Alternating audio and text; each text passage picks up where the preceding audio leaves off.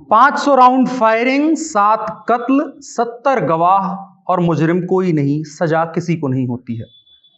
29 नवंबर 2005 शाम 4 बजे एक उत्तर प्रदेश में हत्याकांड हुआ। ये उसकी कहानी है। आज हम उसी की कहानी सुनाएंगे।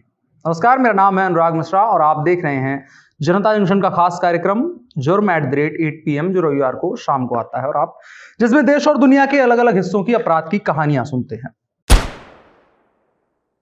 आज बात हो रही है कृष्णानंद राय की हत्या की, जो कि 29 नवंबर 2005 को हुई, जिसमें आज तक किसी को सजा नहीं हुई है, जिसमें आज तक पुलिस, कानून, अदालत ये चीज नहीं ढूंढ पाई है कि हत्या किसने की। आज कहानी उसी की।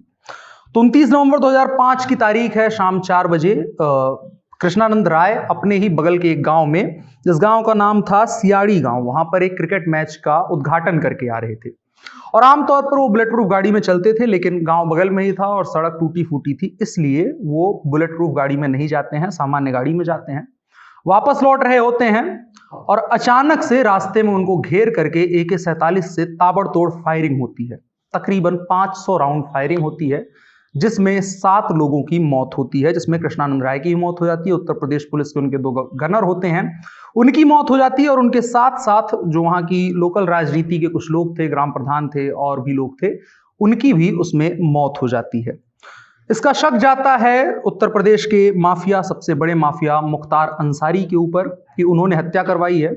शार्प शूटर मुन्ना बजरंगी और राकेश पांडे, ये 2 नाम सामने आते हैं, जिनको लेकर के तमाम कॉन्स्पिरेसीज बनती हैं कि उनको गिरफ्तार किया जाए। पुलिस गिरफ्तार करती है, CBI 4 आरोप पत्र बनाती है, जिनमें अलग अलग आरोप पत्रों में ये नाम कॉमन थी, ये 3 नाम, जिसमें कि मुख्तार अंसारी को मुख्य साजिशकर्ता बताया गया था, मुन्ना बजरंगी और राकेश पांडे को शार्प शूटर बताया गया था। लेकिन CBI कभी भी इस चीज को साबित करने में नाकाम रहती है कि हत्या किसने की है। जिसमें कि एक बहुत कि जो CBI के स्पेशल जज थे, उनका एक बयान बहुत यहाँ पर महत्वपूर्ण हो जाता है। उन्होंने ये चीज कही थी कि बार बार सुनवाई के दौरान गवाह अलग अलग तरीके से मुकर रहे हैं। जैसे गवाह ने कहा कि हत्या करी है, अगली सुनवाई पर वो मुकर गया, जिसकी वजह से ये केस कभी मजबूत नहीं हो पाया, कभी साफ तौर पर ये चीज नहीं साबित हो पाई कि हत्या किसने की। इसको लेकर के भारतीय जनता पार्टी की पूरा आला कमान, पूरी कहानी बनती है कि वो लोग आरोप लगाते हैं कि जानबूझकर इनकी हत्या करवाई है मुख्तार अंसारी ने। उस वक्त समाजवादी पार्टी की सरकार होती है,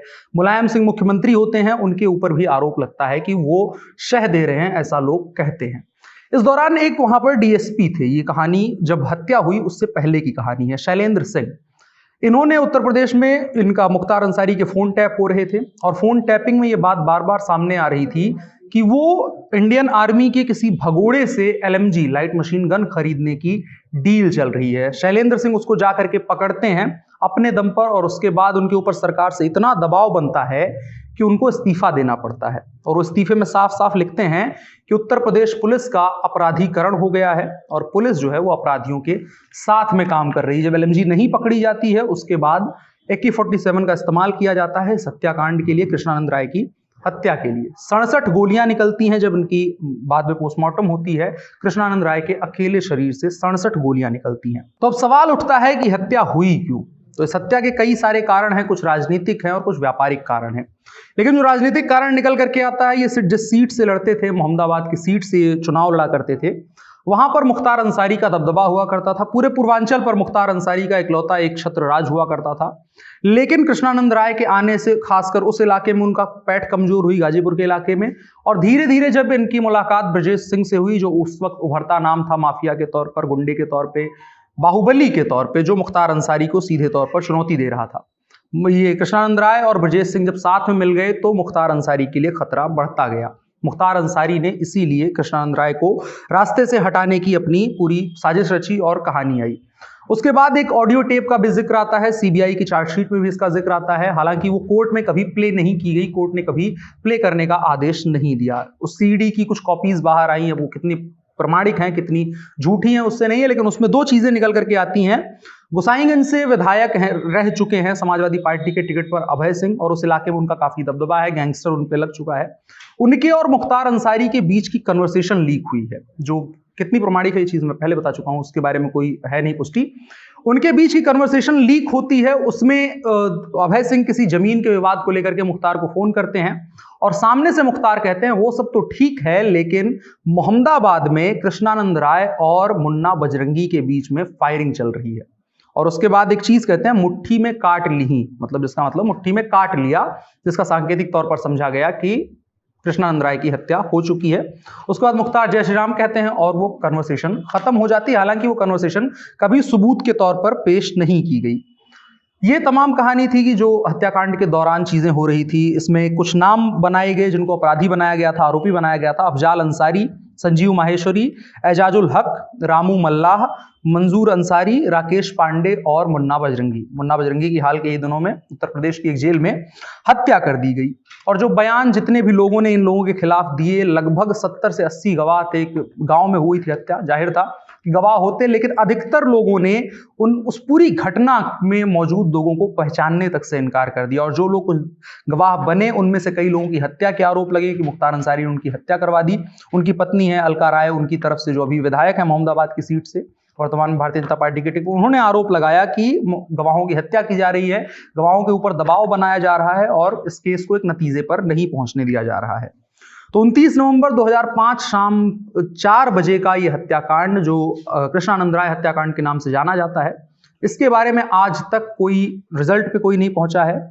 मुख्तार अंसारी के ऊपर 52 मुकदमे चल रहे हैं, उसमें भी इनको मुख्य साजिशकर्ता के तौर पे शामिल किया गया था, लेकिन कभी भी उनके ऊपर ये चीज साबित नहीं हो पाई।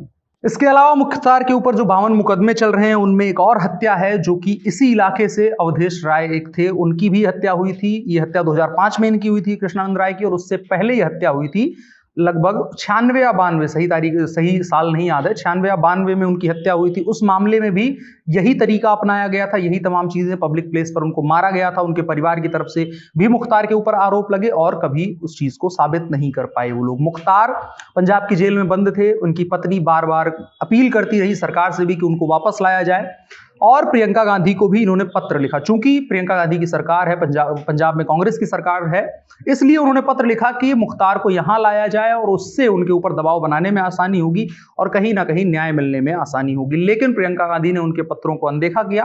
हालांकि बाद में सरकारों के बीच नेगोशिएट हुआ और उसके बाद अब मुख्तार अंसारी यहां पर उत्तर प्रदेश की जेल में लाए जा चुके हैं, लेकिन अभी उनके ऊपर कोई भी कानूनी कार्यवाही कम से कम इस मामले में नहीं हुई है। तो ये तमाम कहानी थी जो हमने सुनाने की कोशिश करी कृष्णानंद राय हत्याकांड को लेकर के। और भी उत्तर प्रदेश की राजनीति से जुड़ी हुई जो कहानियां होंगी उसको हम, जो हत्याकांड होंगे, जो क्राइम होगा, उसको आपको सुनाने की कोशिश करेंगे। अगर आपको ये कहानी पसंद आई हो तो लोगों के साथ और साझा करें। मेरा नाम अनुराग मिश्रा है, आप जनता जंक्शन देख रहे हैं।